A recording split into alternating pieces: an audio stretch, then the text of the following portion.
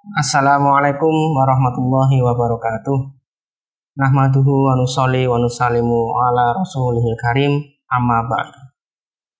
Bapak Ibu Saudara sekalian yang dimuliakan Allah Subhanahu wa taala, Allah Subhanahu wa taala menjadikan dunia ini sebagai medanul juhud, yaitu tempat untuk mendapatkan sesuatu butuh yang namanya usaha atau perjuangan. Apapun itu yang kita inginkan di dunia ini, ketika ingin mendapatkannya butuh usaha, butuh perjuangan. Orang ingin jadi sarjana misalnya, maka dia berjuang, usaha, sekolah dari SD, SMP, SMA, sampai kuliah, lulus baru mendapatkan gelar sarjana. Korban waktu, diri, hartanya, pikirannya. Menjadi pedagang misalnya, maka dia juga berkorban, waktunya mungkin akan banyak dihabiskan di toko atau di pasar. Dia juga keluar biaya untuk modal. Jadi petani misalnya, waktunya mungkin akan banyak habis di sawah, tenaganya untuk menggarap sawahnya, dia juga keluar modal, biaya. Maka semuanya butuh, ingin didapatkan butuh usaha, butuh perjuangan, butuh pengorbanan. Dan semua itu ada resiko yang harus diambil. Itulah ketetapan yang Allah buat, hukum yang Allah buat ketika hidup di dunia ini. Dan untuk perkara itu, kemampuan berkorban itu telah Allah berikan kepada semua manusia. Sehingga semua manusia ini punya potensi, punya kemampuan untuk berkorban, untuk berjuang.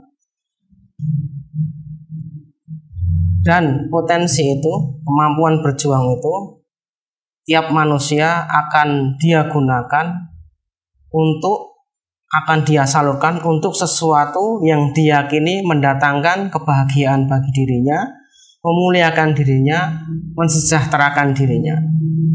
Tetapi Bapak Ibu Saudara sekalian yang dimuliakan Allah Subhanahu wa taala, satu hal yang harus kita ingat, harus kita yakini bahwasanya Allah Subhanahu wa taala ini meletakkan kebahagiaan manusia, kejayaan manusia, kemuliaan manusia ini di dalam agama yang sempurna sebagaimana agama yang dibawa oleh Rasulullah SAW. Nah, itu tergantung kepada perkara yang namanya iman dan amal. Bahagia di dunia yang sementara sampai di akhirat yang selama-lamanya.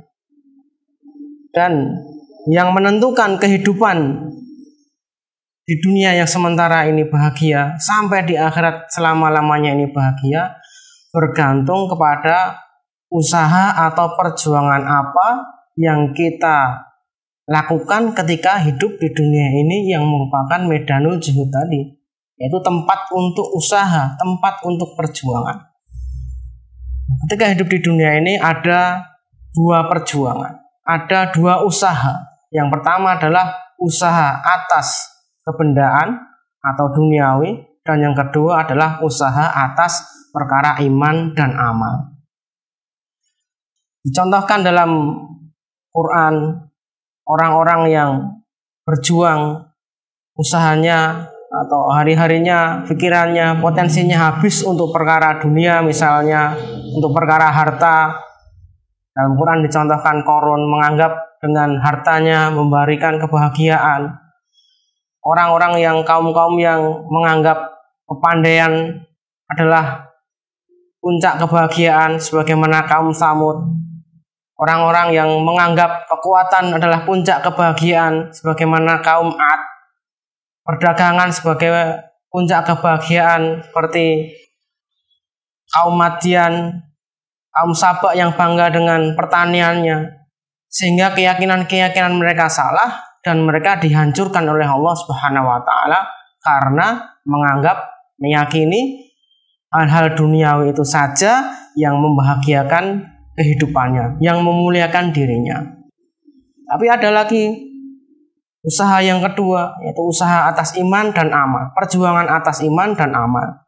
Ini adalah jalannya seluruh para nabi, jalannya seluruh para rasul dan para sahabat radhiyallahu anhum, sehingga Allah ridho kepada mereka.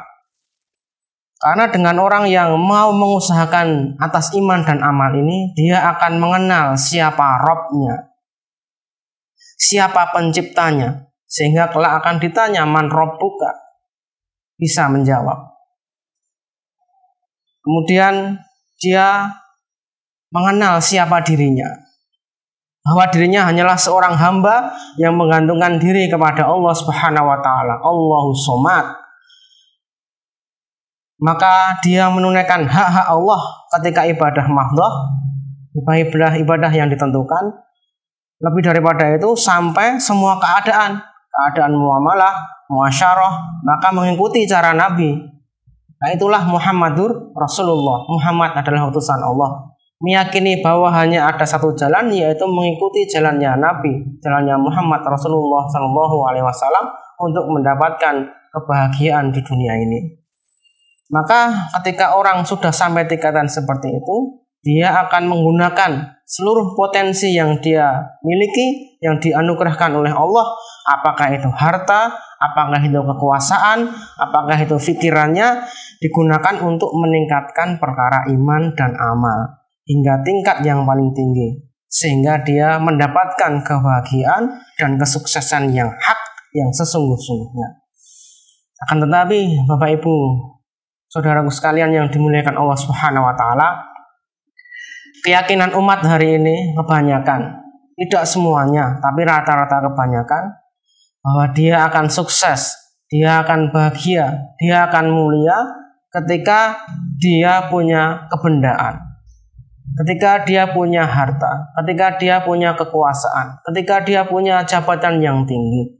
Maka ketika hadir tawaran-tawaran untuk perkara dunia, tawaran-tawaran untuk kerja atas benda, orang-orang rela berkorban hartanya, dirinya, bahkan harga dirinya dia korbankan sebanyak-banyaknya untuk perkara-perkara dunia itu.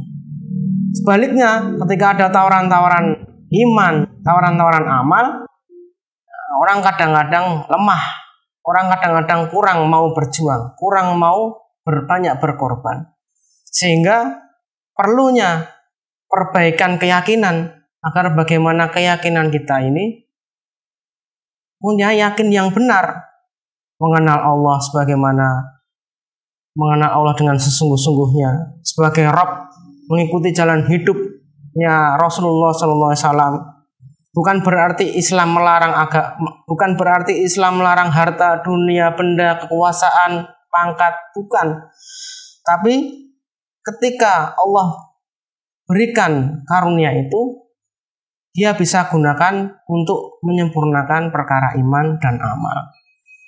Nah, pertanyaannya lalu bagaimana kita mengubah yakin kita ini sehingga punya yakin yang benar terhadap perkara iman dan amal?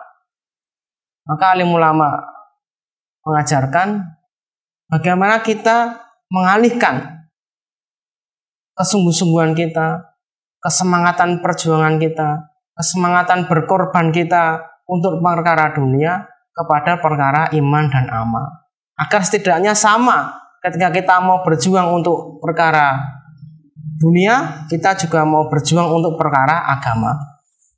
Maksudnya contoh, kalau kita mau mengeluarkan banyak uang untuk membangun rumah misalnya, bagaimana kita juga mau mengeluarkan zakatnya, bagaimana kita juga mau mengeluarkan sedekah yang juga tidak kalah banyaknya misalnya.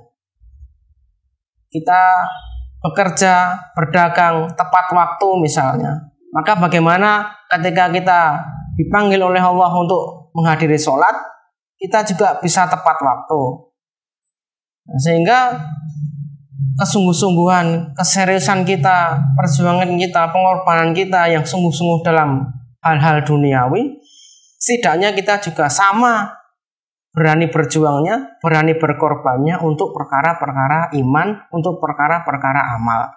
Sehingga alim ulama katakan ketika kita mau berjuang bersungguh-sungguh dalam perkara iman dan amal ini, Allah Subhanahu wa taala akan berikan 3 perkara kepada kita. Yang pertama adalah Allah akan bukakan rahasia-rahasia iman dan amal, sehingga kita semakin bersungguh-sungguh dalam beriman dan amal, sehingga kita semakin baik dalam perkara iman dan amal. Orang berdagang sungguh-sungguh, maka Allah akan bukakan jalan perdagangannya, sehingga dia berdagang dengan cara yang baik, sehingga dia dapat untung yang banyak. Nah, kalau kita mau berjuang bersungguh-sungguh dalam perkara iman dan amal, maka Allah bukakan rahasia-rahasia iman dan amal, sehingga kita bisa beramal dengan cara yang lebih baik. Kita punya iman dengan yang lebih baik lagi.